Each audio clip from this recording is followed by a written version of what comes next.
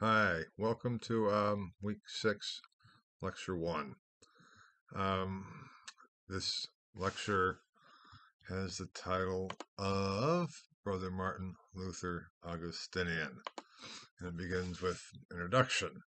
And this introduction is going to be a rather unusual introduction.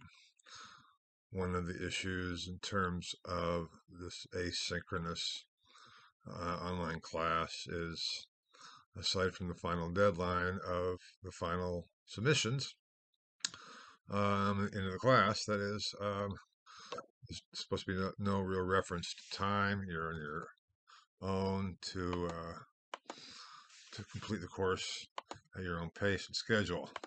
However, as I think you all know, since I announced it, um, I've had some medical issues, and I think it would be kind of stupid to try to pretend right now that they're not still here. So basically, I feel like pretty much like crap. And this lecture may be kind of loopy. I wish I could say that's because of the great pain medication that I'm on, but it's not because I don't have it. That's a long story in and of itself. We'll spare you the details of the horrors I went through actually a week from today, which was my operation. And I was supposed to have been home uh, a week ago by now without a problem and would have supposed to have had at most a week recovery and back to normal, but that did not turn out that way for a variety of reasons. Um, I basically told the chair of the department that I'm not sure I'll be in a state to fulfill my responsibilities to the department. That's, you don't have to worry about that, but that I can keep up with the course. I think this is technically week 3, I believe. So the next week is week 4. I believe that's the way it is. And I know I'm still on schedule if you follow the schedule, but I was falling behind my own schedule. I didn't want to get too far behind. So I want to try to get through this lecture. I think I'll be able to in some fashion, even if not my usual vibrant fashion. Um, so just to let you know, that's what's going on. Today is January 26th. No, 27th. 27th. So I just wanted to be honest and say that's what's going on here.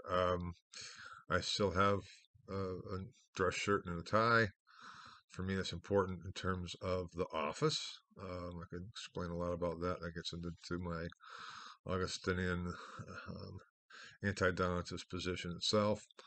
But the rest of me is not dressed accordingly, so to speak, and you would see and understand more the condition I'm in if I stood up or whatever. I'm not won't do that to you either. Um, I've been reading your comments and discussions, and they're all great, and keep at it. I haven't had the oomph to participate. Um, so my apologies for that. I also saw that I think one person has already submitted the text analysis, which I believe is technically due after week 4, so that'll be next Friday. So they're early, and my apologies, but I'm not going to get to grading that for a little bit either. On the one hand, you could say, well, it might be to your benefit if I did try to grade it in the state I'm in. On the other hand, it might be to your detriment uh, if I tried to grade it in the state I'm in. I am assuming I'll be better next week at this time. I am making improvement, but it's been kind of a rough go. That being said, that's the personal kind of part. Now, Brother Martin Luther Augustinian. This lecture, the next several, begins to focus on Luther and what has traditionally been seen as the beginnings of the Reformation. And everything we've talked about up until this point has traditionally been treated as background to, forerunners of, preparation of the Reformation, which doesn't really get started until Luther. And basically, Luther gets started on his Reformation on October 31st, 1517, with the posting of his 95 Theses against Indulgences. We'll be talking a lot about that. The reading for this week is chapters 2 and 3, and then 5 in my Luther and the Reformation of the Later Middle Ages. You are certainly welcome to read chapter 4. It gets more technical. I'm not saying that some of the other parts of chapters 2 and 3 and 5 are not technical, but chapter 4 really, I think, kind of is, and is not as central to what I hope to get across to you as some of these things. But so it's not being assigned. It's not part of the course material. But if you're interested, you're most welcome to read it. Chapters 2, 3, and 5 cover this lecture, the following lecture, and I believe probably most of, at least the first lecture of next week. I'm not going to be offering anything new in the lectures. I think what I cover in the book does a pretty good job of covering it. The lectures here, this lecture and the following lecture are intended just to kind of give you a more straightforward march through the development to help you grasp the chapters that I'm reading, because there you'll see, even though I do kind of follow the chronology, I also go back and talk about a lot of broader issues. Some issues I've introduced and talked about here before, like the observant movement, Jordan of Quedlinburg's exposition of the Lord's Prayer, and those types of things. So I thought that kind of a more traditional, straightforward approach in these lectures could help reading the book. But the chapters 2, 3, and 5 are what I really hope you will, first of all, be able to grasp, not necessarily everything or every detail. Certainly I mentioned names in there I don't expect you to know or understand. That's okay. I'm not going to be asking you evaluate Luther's knowledge of Scotus as opposed to Pierre d'Ailly and Occam. I'm not going to be asking things like that. I will try to at least explain who those people are as we go through. But that's the assigned reading, together with Luther's theses against scholastic theology, usually referred to as a disputation against scholastic theology, which I'll be talking about today too.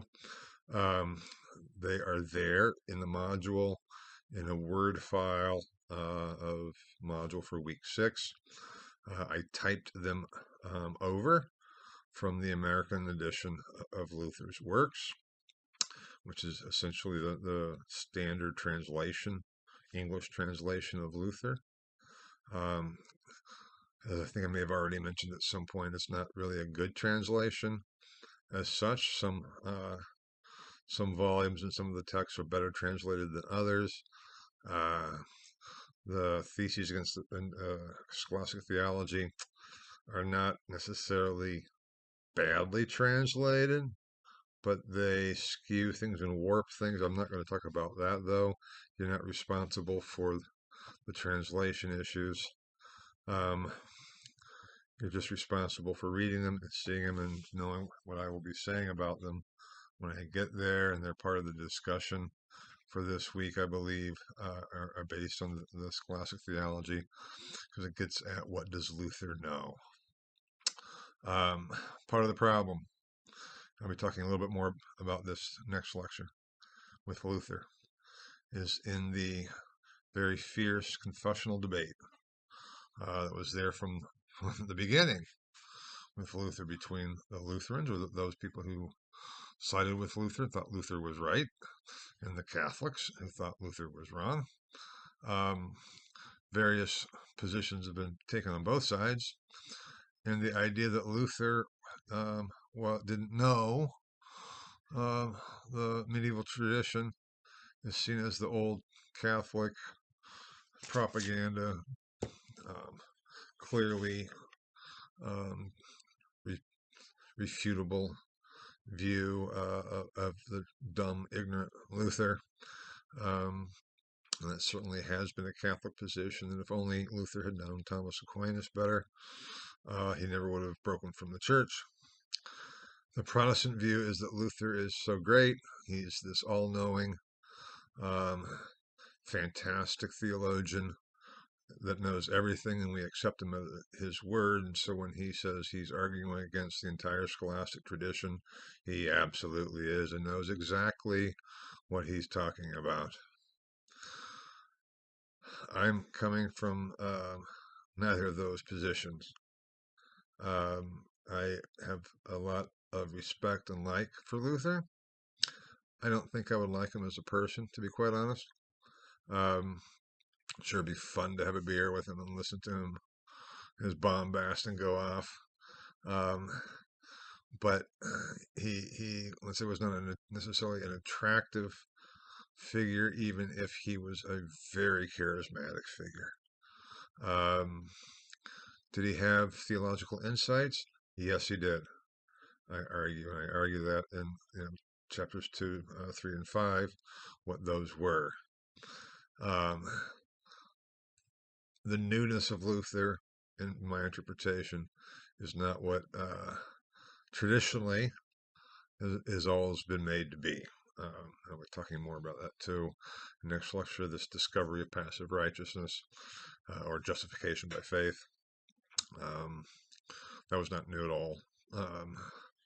What Luther did with it, though, was his kind of take on it was. You'll be reading about that. I won't be referring to that today at all. I don't think, but next lecture perhaps. So I want to kind of look at Luther then in context too, as he developed, what was going on a bit. Not to try to find the key to explain Luther. That's not what I am about here.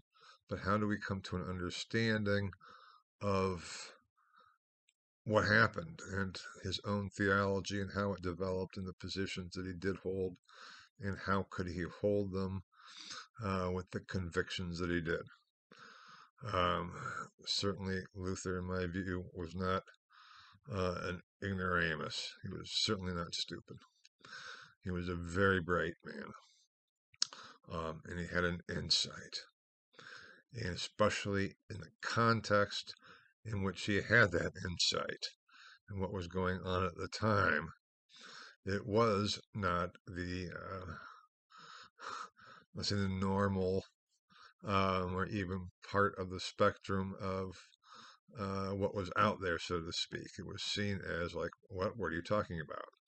So when he talks about being against the Catholic tradition, against the scholastics, what he's really meaning is against the scholastics of the time that he knew, against the theology that he had been taught. And we'll get there when we get there. So the point of all of this is help as a guide to kind of get through Luther and understand him as a person and to understand how he saw himself. And that was not as God's anointed. That was not as a heretic. He even said, God forbid I will never be a heretic in the midst of the controversy. But to be, he was a faithful Augustinian observant Augustinian hermit. Now, at his time, what that meant had changed. And that one of my arguments is that Luther tells us as much about the late medieval, the late 15th, early 16th century Augustinian tradition within the order, as does the order tell us about Luther. And we'll see that as we go through. And this is a long introduction. No. I will probably be abbreviating, I hope, but I think this could be important for trying to understand chapters 2, 3, and 5, and then his disputation in scholastic theology. So, that being said, setting the context, knowing the condition I am in, I hope I can get through this. Now we move along to Luther's early years. Luther was born in 1483 to Hans and Marguerite Luther. Luther and Luder are simply different spellings of the German. He often talked about how he was from good peasant stock. His family back in the day maybe were peasants, and as we already know, as I talked about, within the feudal law, they were certainly peasants. So they weren't noble, and they weren't clergy.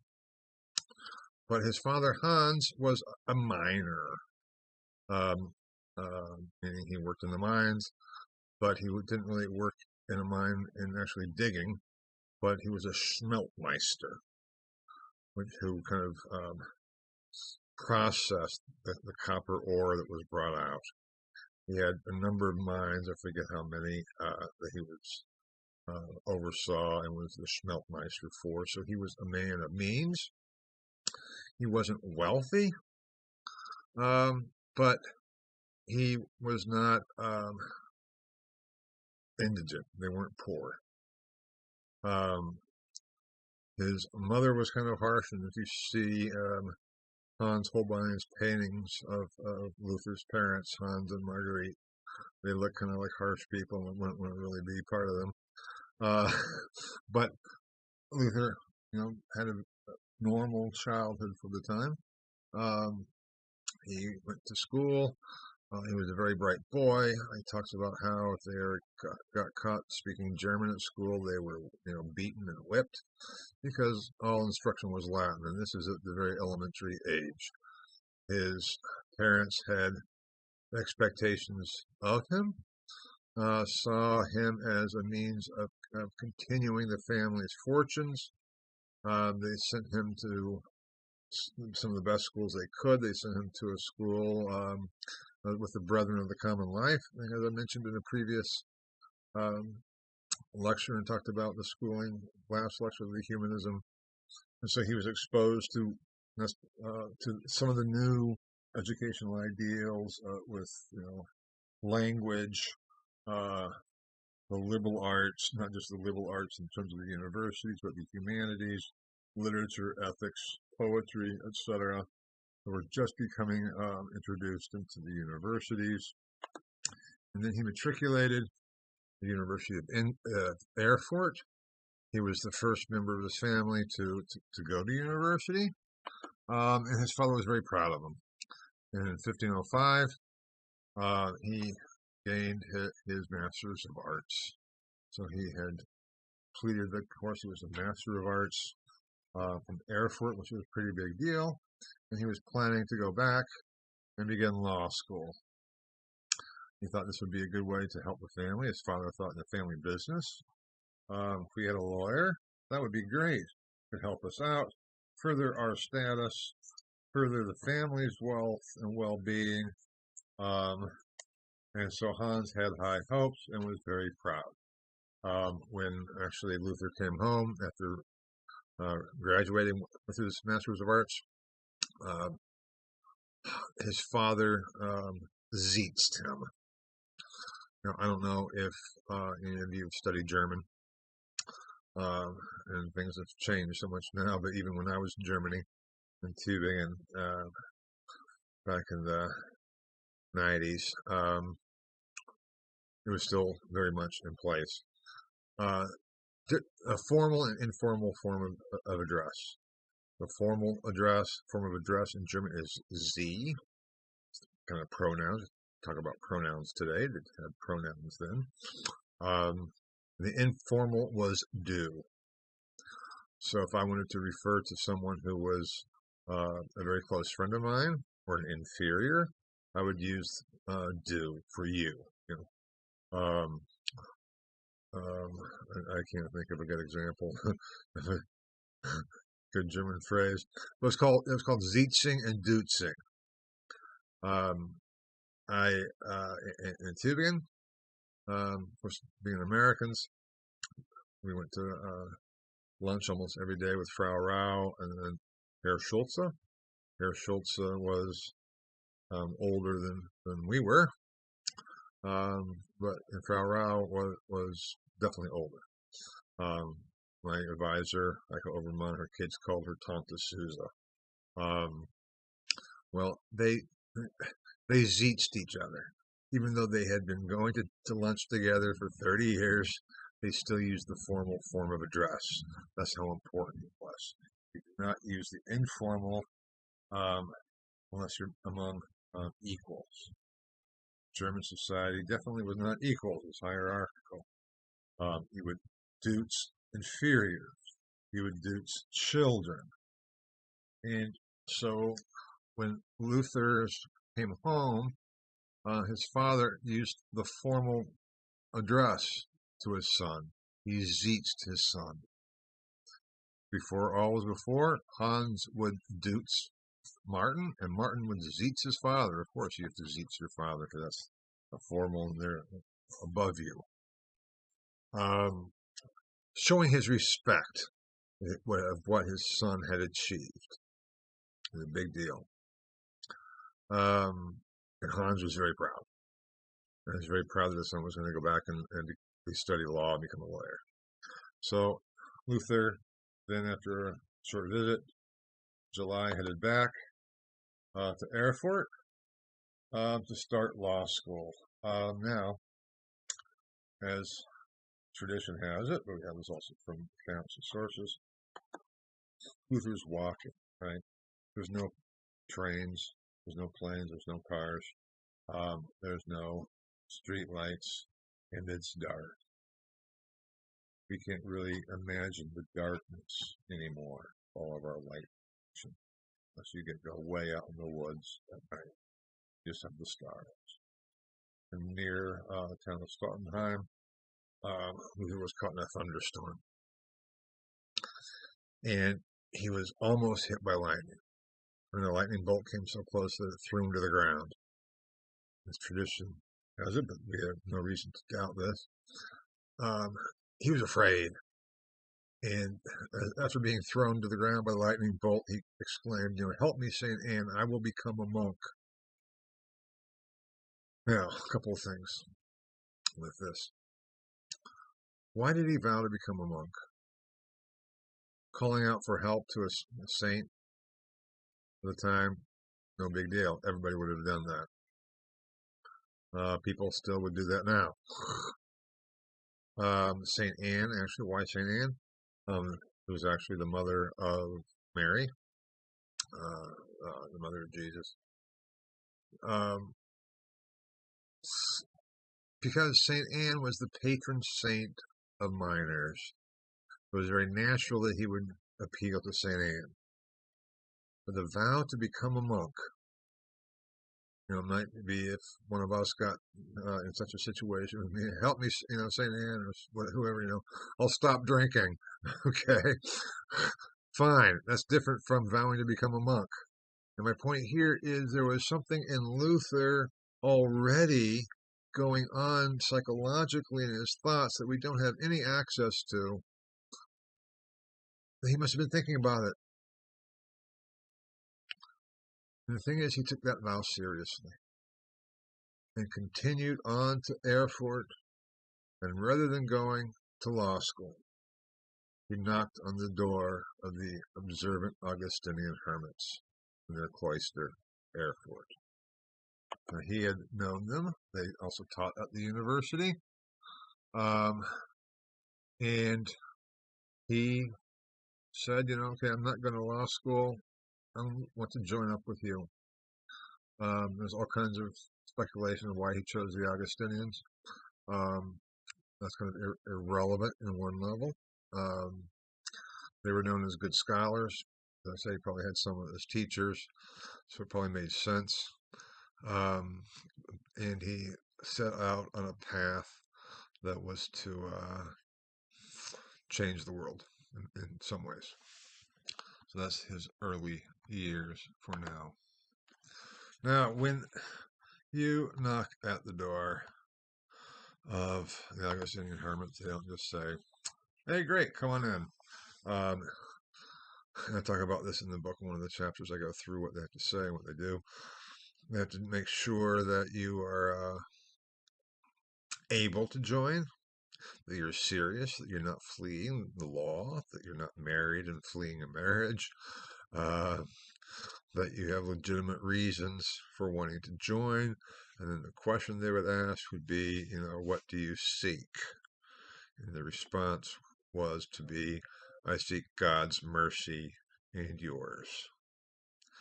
Now, the theme of God's mercy for Luther was, or became, in a way for scholars, interpreting Luther, a major one. Seeking God's mercy, seeking God's righteousness.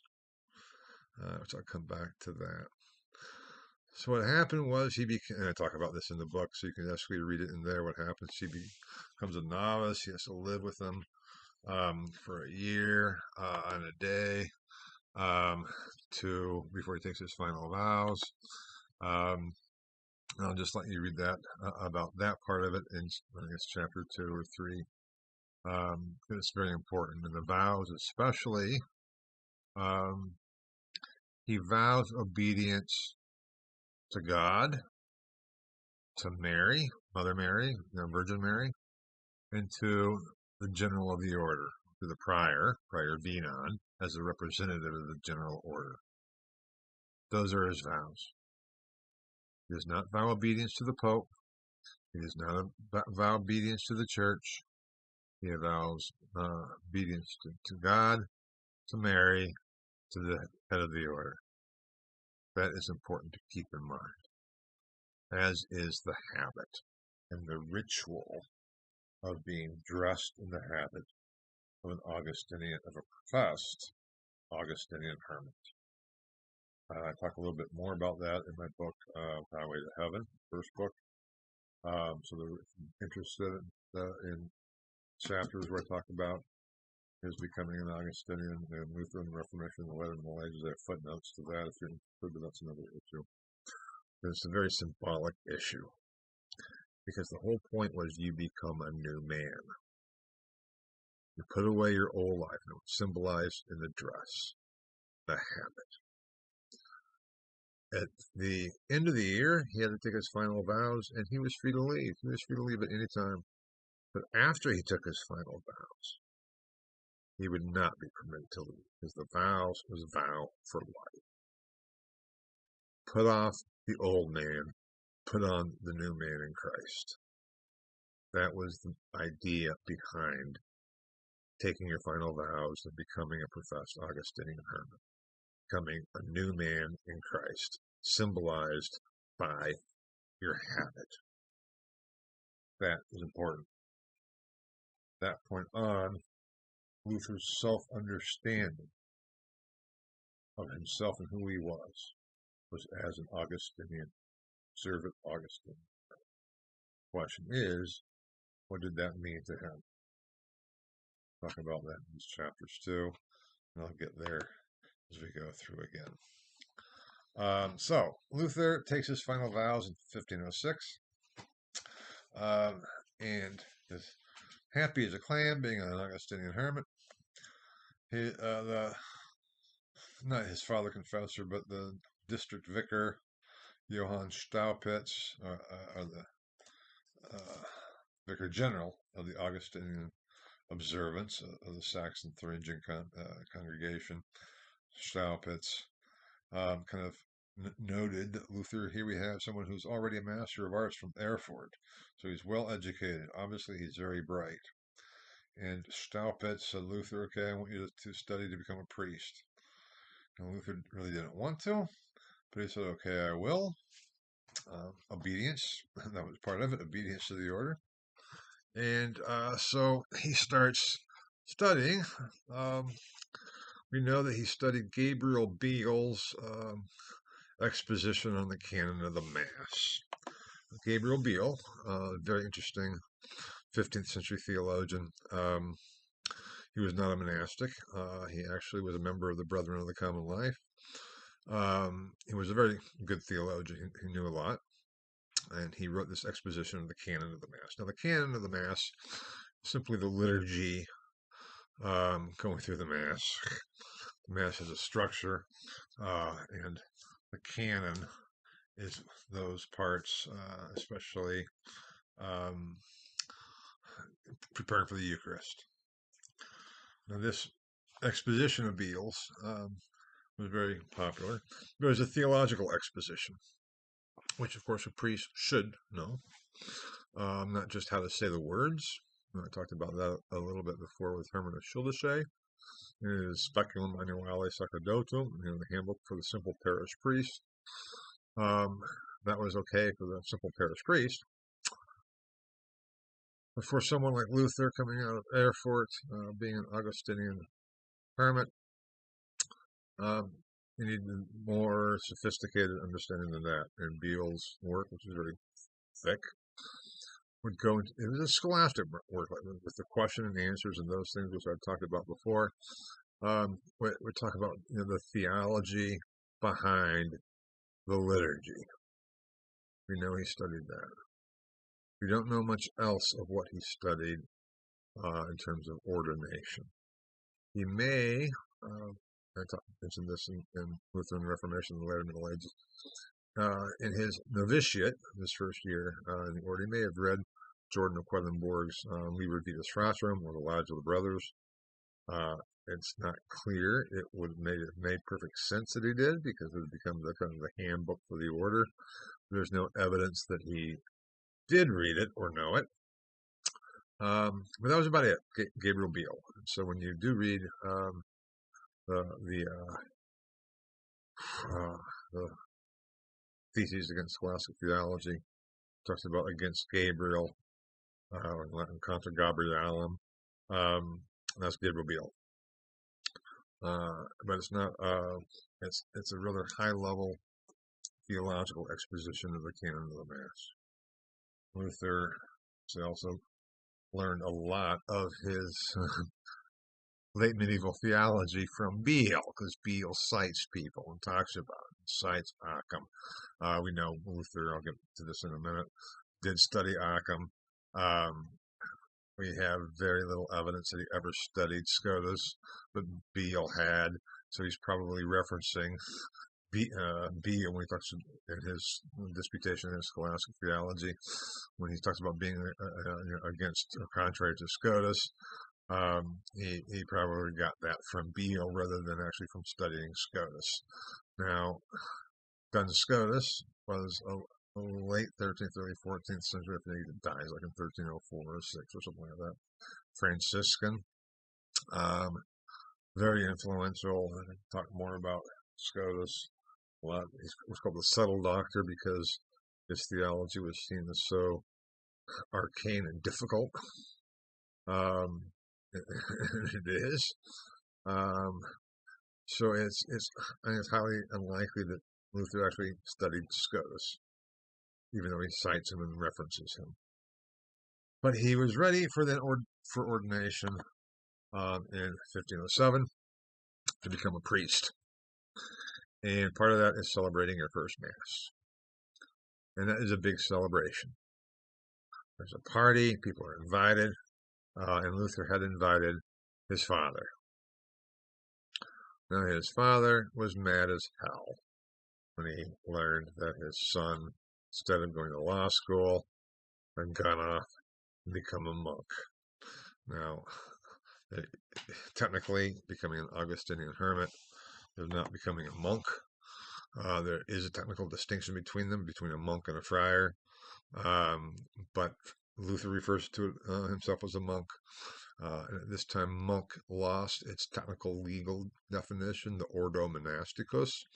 That kind of went by the wayside, and it became really a reference to anybody who joined a religious order. But Hans was not pleased. How is this going to help our family? So, but he comes, he brings a lot of gifts to bestow on the monastery, almost like a dowry. That was very traditional. And Words has it that Luther needed help getting through his first Mass. At the words of institution, he kind of faltered. Someone kind of had to come and help him to steady him, and he got through it. Now, why would he falter at the words of institution? The words of institution are when you consecrate the bread and the wine. Hoc est corpus meum. When he's holding up the wafer of the bread. This is my body. Bell rings, ting-a-ling-a-ling. Then no longer are you holding bread. You're holding Christ's body in your hands. And when you see this is the chalice of salvation. This is my blood. Hoc sanguinis mea. It becomes Christ's blood. You're holding the physical Christ. Of course you're going to freak out. If you believe that, and Luther believed it, later people, there's a lot been made about his faltering at the Massing. It was the devil, because Luther was filled with the devil and, bringing Christ presence in his hands. He was going to tremble because Luther was a heretic from the beginning and was diabolical from the beginning, and that's why he faltered and all these other things. These are all later interpretations, but he got through it. The celebration afterwards, the big dinner and the party, sitting next to his father, who was not happy whatsoever. And Luther tries to tell his dad that, he says, "See, Dad, wasn't this wonderful? And I became a priest and really feeling, I know I'm just following God's dictates and God's will." And supposedly Hans replied, "Haven't you also heard you're supposed to, follow the will and obey your mother and father?" And that kind of got to Luther. What? Oops. Yeah. But see, it's so clear that this is God's work. That, I'm, a priest and did the Mass. Clearly God's at work here. And Hans replied, "Haven't you also heard that the devil can appear as an angel of light?" And that kind of, those two statements of Hans struck him to the core. And Luther was like, "Oh, yeah." He later wrote a letter to his father saying, "Dad, you were right. Sorry, you were right." He worried about it. And he began to worry about whether he had made the wrong decision. Maybe it wasn't God leading him. Maybe it was the devil as an angel of light leading him to the monastery. Maybe he had sinned by not obeying his parents. And he didn't really know. Now, Luther's psychology, by what we can tell, first of all, we can't really get to it. There's all kinds of issues I'm not going to go into, and attempts that have been made to psychoanalyze Luther. Some far more sophisticated than others. Actually, Erik Erikson, who was one of the founders of what's called psychohistory, he wrote a book, Young Man Luther, and actually it's very good. It's not the ridiculousness that it's often portrayed as being. And as a graduate student of Heiko's, I learned how to refute Erikson's position without ever having read him. And then years later, I actually sat down and read him, I thought, oh my God, Erikson is really good. And actually, a lot of Heiko's ideas are there in Erikson. That's a whole another story. But he was called a very sensitive individual. He worried about everything. He was very scrupulous. How do I know? How do I, do this? Is this right? Am I doing it the right way? Am I doing it good enough? How do I know? But then part of, and this will come into importance for reading chapter, I think, 5 in terms of his discovery and breakthrough. He was there as a priest. Now he also probably, we don't know this for sure, but probably served as a lector in the Studium at Erfurt. The Studium at Erfurt for the Augustinians was distinct from the university. We have then Augustinian hermits who would be professors at the university, but we also have the Augustinian school, Studium, in Erfurt, where the taught brothers, first of all, elementary education. Just similar with Jordan of Quedlinburg. That's what he taught me before there was the University of Erfurt. And I'm not going to go into all of that. It was not simply a lower level of education. It could be a very high level of education, but it was distinct from the university. So he may have worked as a lector there because he already had his Master of Arts. So he was probably teaching arts courses, teaching Aristotle and such, and as a priest, maybe even teaching the Bible and such at Erfurt. But then Staupitz, again, the Vicar General of the Saxon Thuringian Congregation of Observant Augustinians, knew that he was a bright young prospect and said, Brother Martin, that's how Brother Martin signed his name, Brother Martin Luther Augustinian. That's where that's the title of this lecture is from. And the book I talk about, that's how he signed his own name for quite a while. Brother Martin Augustinian, Frater Martinus Lutherus Augustinianus.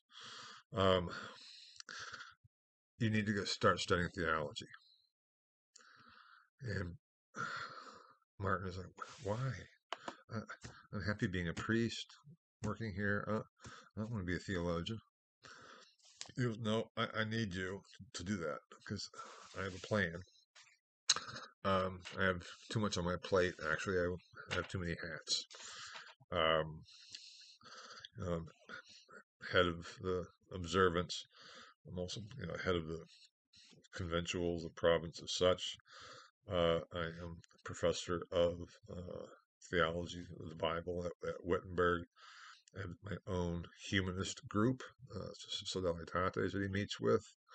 I have just too much going on. So I want you to start studying theology so you can eventually take my place as a professor of the Bible at Wittenberg. Wittenberg had been a relatively newly established university in 1502 by Elector Frederick the Wise. Patron saint was Augustine. I referred to that in a previous lecture. And Staupitz was the original, as an Augustinian, the original professor of the Bible at Wittenberg. Not the only professor of theology, but he was one of the major ones. So Martin reluctantly said, okay, I'll start studying theology, which he does in 1509. Now, he was studying theology at the University of Erfurt. We know some of his teachers, Johannes Nathan being primarily one. He probably didn't study under Johannes von Paul, so the chronology is difficult. And he also probably heard lectures and studied from some of the other mendicant masters and Franciscans and things. We know he started also studying Augustine. We have Luther's earliest notes on manuscripts of Augustine's works. I talk about that in Luther and the Reformation of the Middle Ages, so I'm not going to go through all that here. But they date from 1509 or 1510. We have his notes, marginal notes, on the text of some of Augustine's works.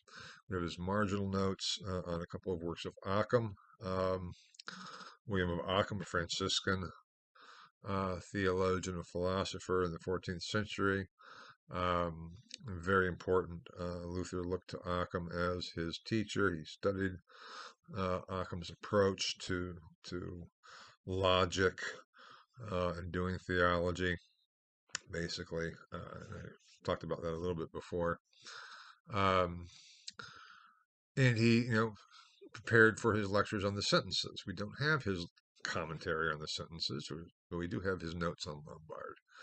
And in his notes on Augustine and in his notes on Lombard, we see a very strong dedication to Augustine.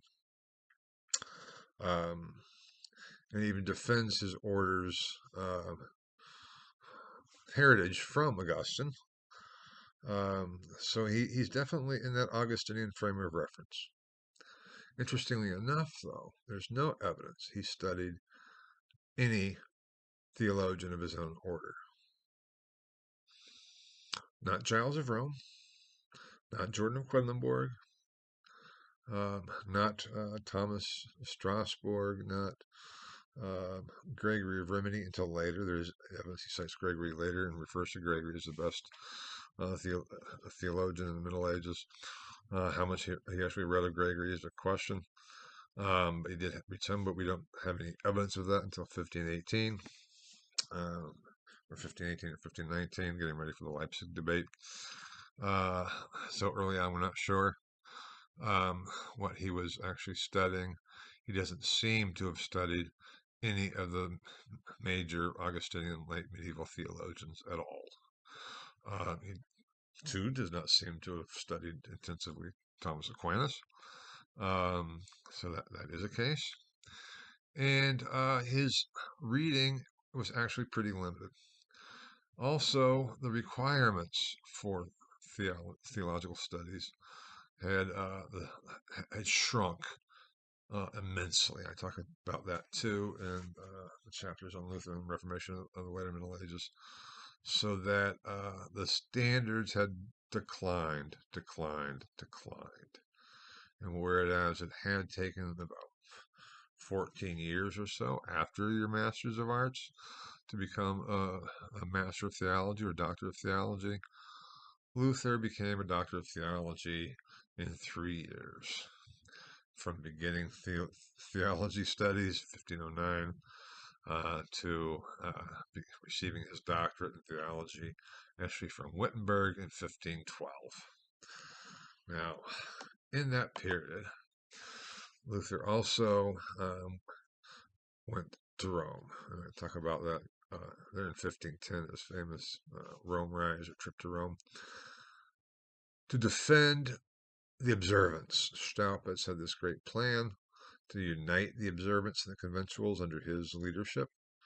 And Luther was chosen as one of the delegations, as part of the delegation to go to argue against that. We don't know if he met the minister general or the prior general at the time in Rome, Giles of Viterbo, whom I talk a lot about in the chapters aside. In broader context, you'll read a lot about Giles of Viterbo. But we do know that upon his return, Luther was a very strong supporter of Staupitz, just as Staupitz was a very strong supporter of Luther. Luther was Staupitz's protege, and Luther looked at Staupitz as his kind of father confessor. They became very, very close. In the later chapters in Lutheran Reformation of the later Middle Ages, you'll read about that and the split between them. Luther attributed his whole movement to Staupitz. He says, "You started all of this."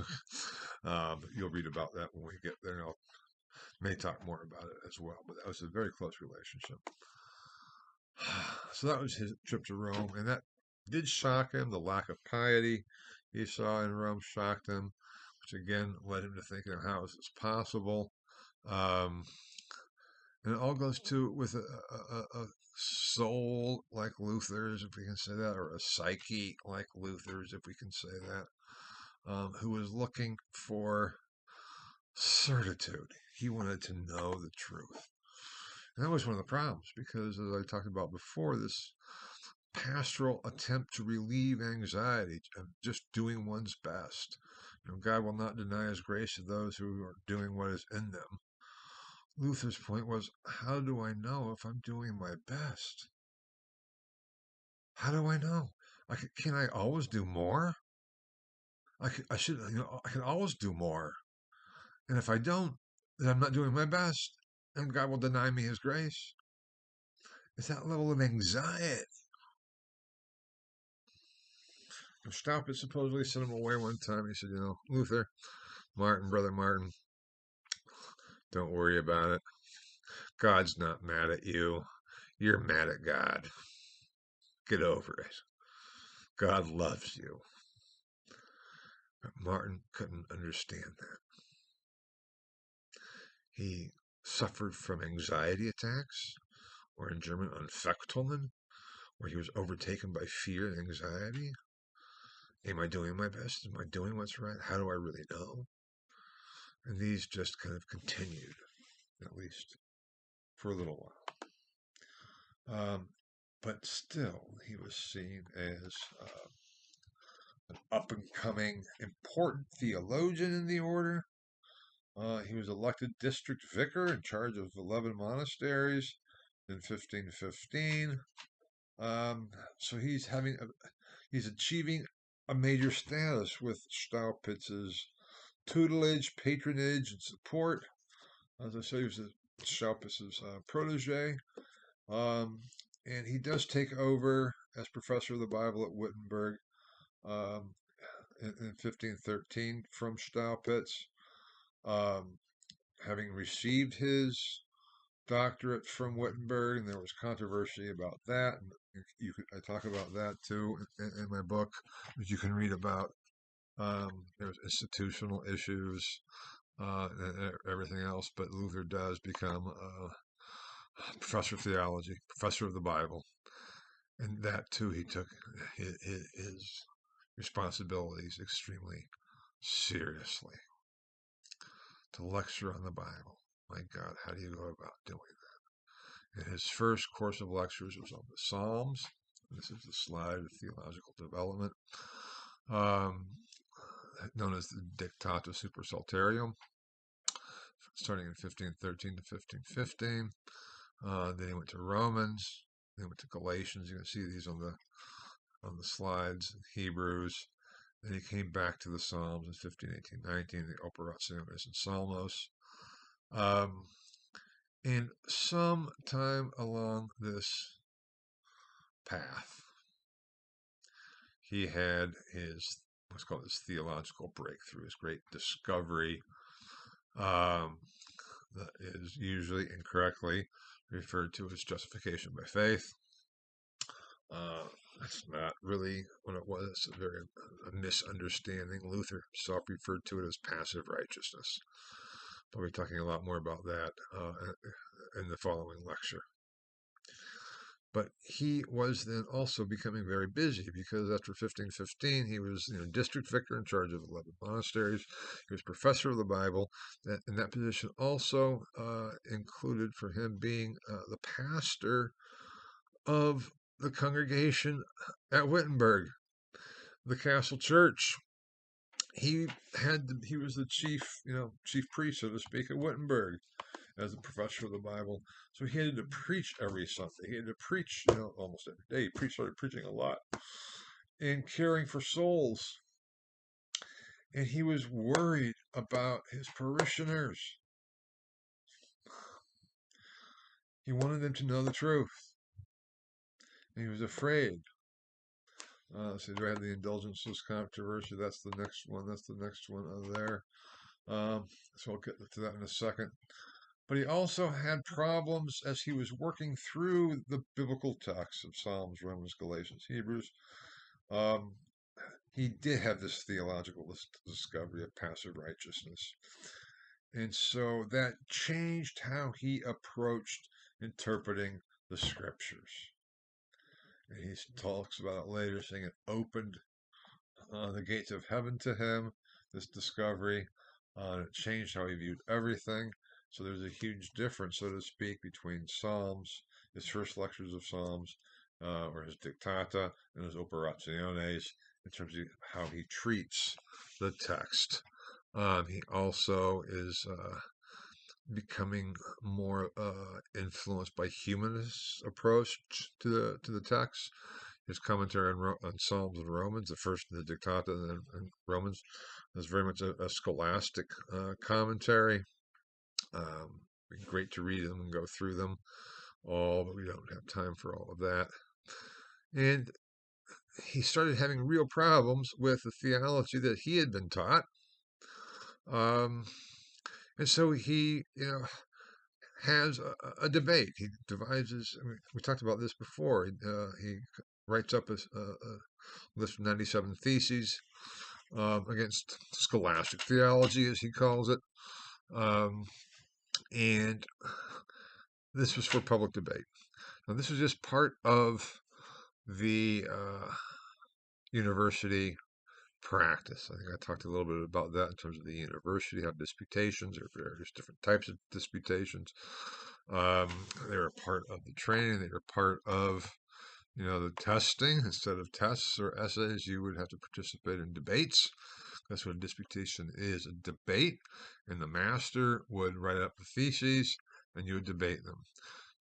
What is a little bit different is these are theses rather than questions, but we can also see them posed as questions, the same type of thing. They're meant not so much as such as assertions to be defended, but as questions to be debated. But Luther formulates them as assertions. Very interesting. We have to think about that. What's the function of a debate? Is to see how far you can go. Is to push the envelope, so to speak. We talked about that, or I talked about that in a previous lecture with Augustinus of Ancona in his Summa, the Ecclesiastica Potestate, his comprehensive treatment of the church. Is the Pope infallible? Yes, the Pope is infallible, unless he errs. So it's a wonderful scholastic approach, and a very traditional scholastic approach to hold a disputation. And that we're public. Universities today, we have public lectures, we have public events, we have a public debate. That'd be kind of fun if we wanted to, but they don't really do that anymore. But they could have a public debate. They certainly, we have public lectures. So it's part of the university setting and context and practice. And so he drew up these theses. We don't have his determination of the theses or his solutions to the problems or his explanations. We don't have a record of the disputation itself. All we have are the theses. They are part of your assigned reading for this week. Just read through them and see what you can make of them. I forget exactly what the discussion question asks, but the discussion question is based on the theses. But you need to realize that the cardinal, I can say the cardinal when we talk about the cardinal, that's Pierre d'Ailly, a later 14th century theologian. You'll read about him too. You'll read about some of my interpretations of the theses against scholastic theology, especially with regard to logic, because on the surface they don't seem to make a lot of sense. And Luther is overstating things in many cases. In my view, especially as I was typing them over and reading them over again, thought, he's conflating a lot of issues here. He's conflating pastoral theology with systematic theology, meaning how do you preach to people? How do you get people to do what is right and what is good? How to change their lives? How do you get people to live Christian lives? Preaching predestination is not going to help. To say it doesn't matter, to say you're all evil, is not going to help people change. There was this shift, as I talk about in the Luther book too, towards moral pastoral theology in the later Middle Ages. And Luther then is criticizing that based on systematic positions of Augustine. And yes, Augustine had kind of fallen by the wayside a bit, even within the Augustinian order. Not completely, certainly. And the theologians, the Augustinian theologians, were still reading and studying Augustine, not as intensively as the 14th century, their 14th century forebears, but it had not certainly been forgotten by any means. But it was put in a broader context of this pastoral theology of how do we change people's lives on a practical basis? How do we persuade them to do the good rather than knowing the truth? In some ways, that's that Renaissance approach, that humanist approach. And Luther was very much of, screw that. What is the truth? And so there is conflict there. And I think Luther, in his bombastic style, does do some conflating. And he thinks he knows a lot more than he does, which is natural. I mean, anytime you're in a debate, you're not going to say, well, I'm not really sure about this, or, uh, based on the little that I do know and the little that I have studied, this is my position. You have to make assertions. So there is the whole issue of the style of the disputation and the style of the theses themselves, the styles of Luther's writings themselves.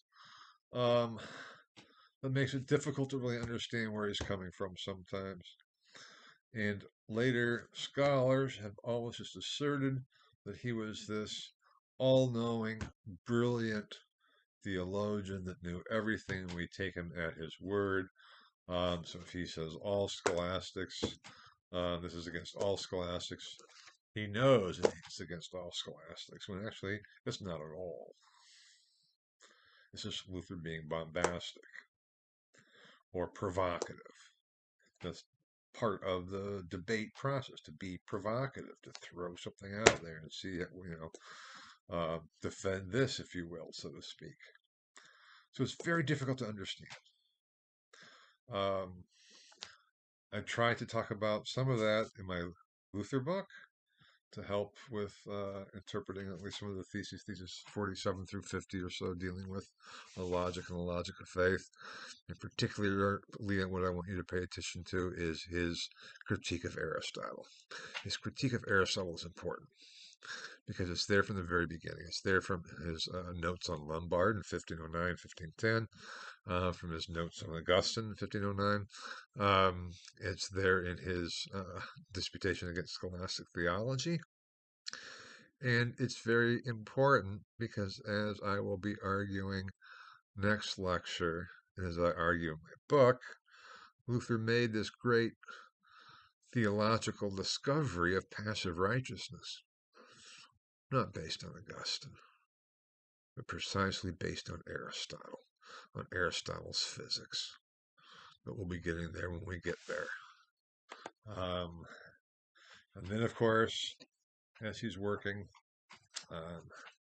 we have his disputation and theses against indulgences, end of October, after his disputation in scholastic theology, because indulgences were a big deal, and Luther was by no means the only person to critique indulgences, because this is an issue that should be discussed by the theologians at the university. So let's have a debate, more theses for another disputation, debate the issue.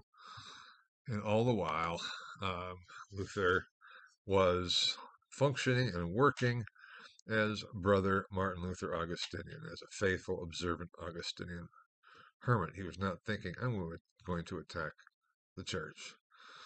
This is the last slide that, the indulgence controversy.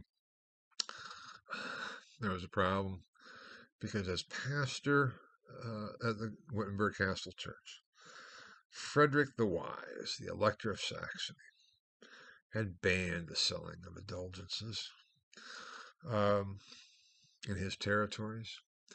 It had been pronounced by Julius II as a means of gaining money to build the new St. Peter's. The St. Peter's that is still there today was built not only, but by large, by selling of indulgences. Technically, theoretically, an indulgence was never sold. It was a gift. But the preaching of indulgences, on this great indulgence based on the Treasury of Merit, which I talked about, was appointed to a Dominican in Germany anyway. There was other people preaching it too, but in Germany, or the Empire, Johannes Tetzel, Dominican. And Tetzel was a slime bag. He would have been a great, used cars salesman. And his little jingle, so to speak, was, for every coin that in the coffer rings, a soul from purgatory springs. And it was like, he would go and say, okay, You know, you may not care about yourself, but what about your poor mother? Think about your poor mother suffering in purgatory. Don't you want to help get her out? If you just, give what you can. It's not all that much. We're just asking you to give what you can. Do what's in you. You can free her from purgatory. Or your daughter. Let's say your poor baby daughter who died, let's say, from a sickness when she was 7. She's suffering in purgatory. Don't you want to help her and relieve her pain? Now, the whole doctrine or position that you could apply indulgences to souls already in purgatory was relatively recently. It was in the 1480s. I forget exactly when it was. It was not a traditional position of the church whatsoever. It was not even a traditional position on indulgences, which was simply an indulgence was a way to lessen the imposed penance or a substitution of penance imposed.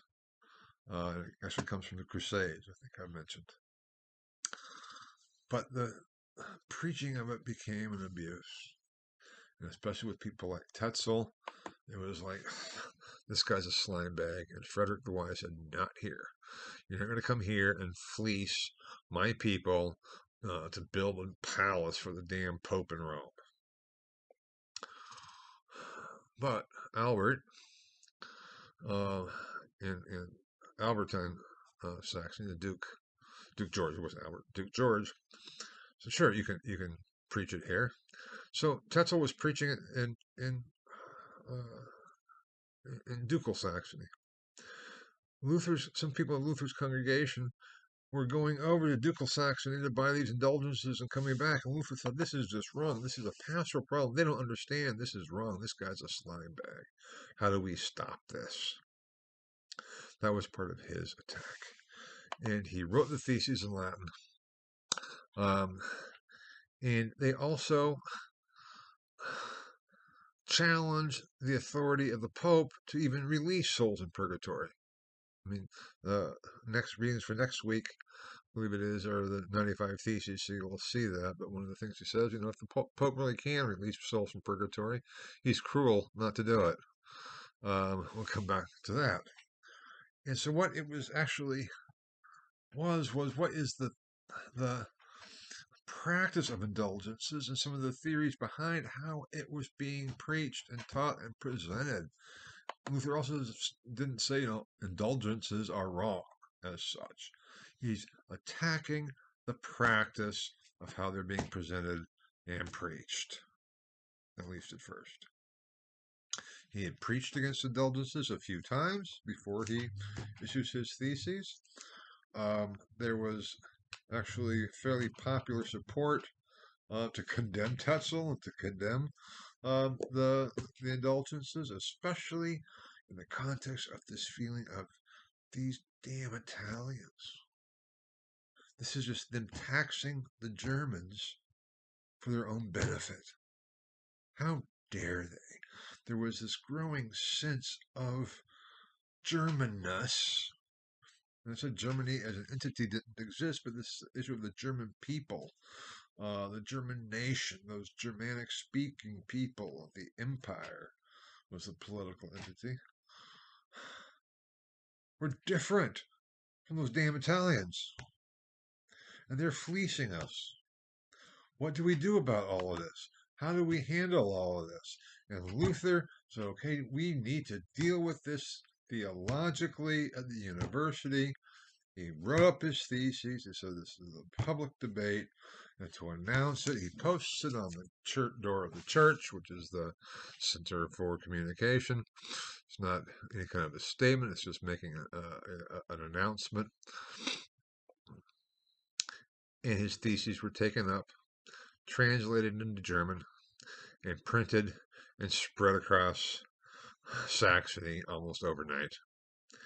All of a sudden, Luther was becoming famous because he is seen as standing up for the Germans against the damn Italians.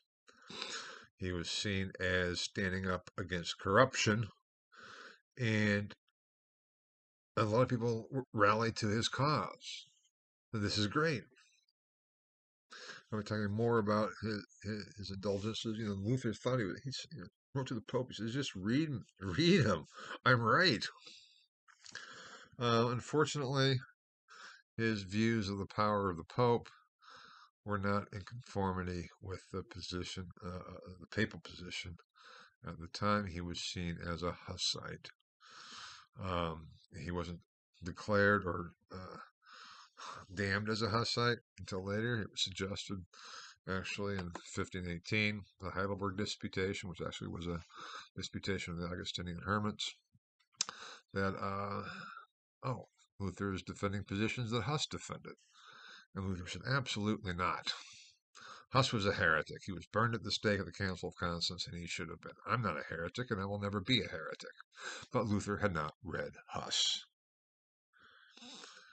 That will come about the next lecture, too, because all of a sudden he thought, well, maybe I should actually read Huss. But I'll get to that in the next lecture. But all of a sudden, this Luther and the indulgences set off this massive controversy and became known as the Causa Lutheri.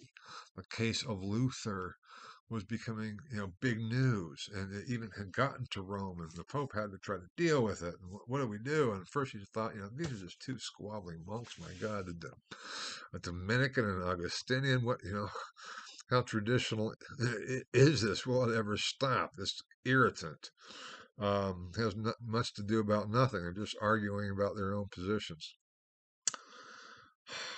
And especially in 1518, all of a sudden the Pope, was beginning to be aware of the controversy with Luther and what was going on. So yeah, okay, there's a bunch of people going kind of berserk over there in Saxony. But damn, I have a problem on my hands. Because Emperor Maximilian died. Now, Maximilian was a very important emperor. He was a Habsburg. He was very involved in the Fifth Lateran Council, which I'll talk more about in the book, and I don't talk about it that much. And here, he had also arranged to deal with the Pope. Said, "Okay, work this all out, and I'll send you Luther. Not a big deal." Because we have enough problems without having this squabble between these Dominicans and Augustinians and these monks. We don't need to deal with all of that. So we'll just put this down, and I'll get them and send them to you, and you can deal with them as you will. But he died. So the question is, who should be emperor? It's a real cause of concern. The Pope thought, okay, what do we do? My God. I like Maximilian. We've worked together, but the Habsburgs were too powerful. Now, Maximilian did not have a direct heir, but his grandson, he was his next direct heir. His son had deceased. And his grandson was Charles, who in 1516 had become King of Spain. Through his mother, he inherited the lowlands, the Netherlands, Burgundy, some of those territories. The Habsburg family holdings were in Austria. And all of a sudden, my God, Pope said, if Charles of Habsburg, Charles the first King of Spain, is elected emperor, I'm screwed, because he will be so powerful. He will control so much territory. He won't be a partner. He'll be, my overlord. So what do I have to do? I have to find somebody else to be emperor. I don't want this damn Habsburg Charles, King of Spain. Fine, let him be King of Spain. I don't want him to become emperor. We know that the empire is a translatable entity. The emperorship is. We talked about that before, the translatio imperii. So if the Pope can translate the empire and move the empire from, the Latins to the Greeks, Rome to Constantinople, and then from the Greeks to the Germans with Constantine. Doesn't even have to be a German, really, theoretically. So the Pope approaches the brash young King of France, Francis I. Says, Francis, now, how about you being emperor? And Francis, of course, says, I'd love to be emperor, man. That'd be great. It's okay, I'll think about it. But problem is, French don't vote for the emperor. Only the German electors vote for the emperor. And the German electors are not going to vote for, a damn Frenchman. Says, well, maybe the English. He talked about, young English king, very young Henry, who had recently become king, Henry VIII. Of course, Henry says, I would love to be emperor. But again, the German electors aren't going to vote for an Englishman, It's a problem. Even if they might prefer voting for an Englishman rather than a Frenchman, the Pope says, I can't, Leo the 10th Medici, I can't pull this off. So I have to find a German prince who is not a Habsburg. I have a great idea. A great idea. Frederick the Wise, the Elector of Saxony. He is one of the electors. He is well respected. Everybody likes Frederick, basically. He is a faithful member of the church. He has one of the greatest relic collections in Europe. Yeah, he has this University of Wittenberg. That's becoming famous now because of this renegade Augustinian monk, Luther. But that's not that big of a deal. So let me see. I'll approach Frederick. And I'll see if I can persuade him to run for emperor. So he does. He goes to Frederick. He sends a delegation to Frederick. And he says, okay, Frederick, but delegation did, of course. I mean, Leo didn't go himself. Here's the deal. Leo wants you to run for emperor. He'll finance your campaign, which is a big deal because it's pretty expensive. He's presenting you right here now with the Golden Rose, which was a big prize and honorary honor. That doesn't make too much sense. And on top of all that, he will appoint as cardinal anybody you want. No. Whom do you think was being referred to here? Frederick the Wise, University of Wittenberg, little backward university, that all of a sudden was famous because Luther was making it famous, and the Pope, Leo, was offering Frederick the opportunity to name as cardinal anybody he wanted. Whom do you think Frederick would have named? Martin Luther. Martin Luther could have become a cardinal. In the Pope's view, that's what was going on. It was an irritant, this controversy. But he didn't care. Make him a cardinal. Shut him up a little bit. Pay him off. Frederick will be emperor. We'll work things out. Let him have his fun talking about indulgences. Fine. That's an important thing to keep in mind in terms of the scope of things. And this is in 1518, early 1519. But Frederick, as I like to say, was not called the Wise for nothing. He said, I don't want to be emperor. No, sorry, not me. And Charles was eventually then elected emperor, known as Charles V, Holy Roman Emperor. He'd been Charles I of Spain when he was 16, but in 1519, he's 19 years old. He is Holy Roman Emperor. He controls, in some ways, I think, well, Frederick II, maybe. He controlled as much land as any Holy Roman Emperor had, at least since Frederick II. Maybe even going all the way back to Charlemagne. We have to compare.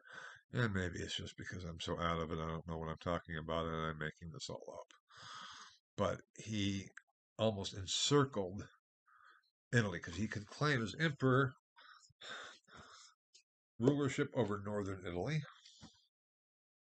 The emperor had established the papal states themselves, going back, as I said, with Pepin in the 8th century, the creation of the papal states.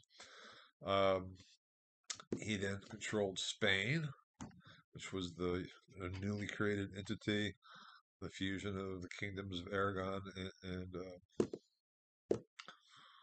the other one, Aragon and Hobbit of the Dump. I forget. in Portugal too. I forget what it was. So what, the Iberian Peninsula anyway. My apologies. That's my state of my condition.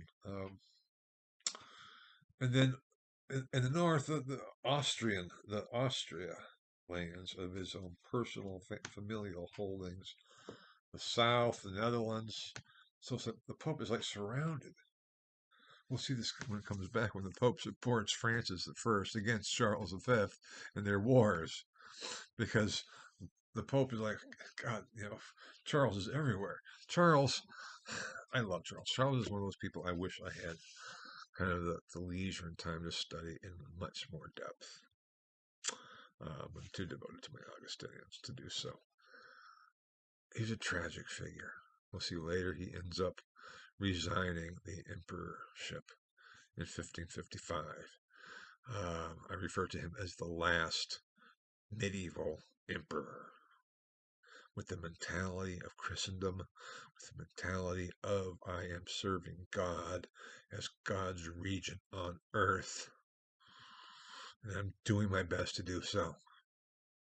And he saw the world crumbling around him and changing around him, and he felt he was a failure, and in 1555 he resigned. But I'll come back to all of that later. But here in 1519, he is the newly elected Holy Roman Emperor, and he has to deal with the Luther problem, as well as the Turks, who were threatening Europe from outside, which was a major threat. What do we do about the seemingly invading Ottoman Turks, who were just on the outskirts of the empire? So we have to work on that. We have all kinds of internal problems, external problems, and this Luther issue has to be dealt with one way or the other. How do we do about it? But it's at this point, with the election of Charles V, that the case of Luther, as it had already started to, really became, as I have up there, a German event, because there was this sense of we are Germans and we can deal with this within our own territory. Screw Rome, screw these damn Italians. We will deal with this on our own and not take dictation from what the Pope tells us to do. And Charles V, a 19-year-old, is like, we'll see. Okay. And all the while, Brother Martin Luther was wearing his habit, was signing his name, Brother Martin Luther Augustinian, and considered himself to be upholding his vows to God, to Mary, and to the order as being a faithful, observant Augustinian. Things were about to change. And we'll talk about that more next week. Thank you for your patience. I'm glad I got through all of this. And I'll try to get lecture for 2 for week 6 done as soon as possible. I hope even tomorrow, depending on how I'm doing. But I think this will really take it out of me for today. But thank you. My apologies. And again, I will be back on board and participating as soon as I am physically able to do so. So thank you. And I will be in touch. Bye-bye.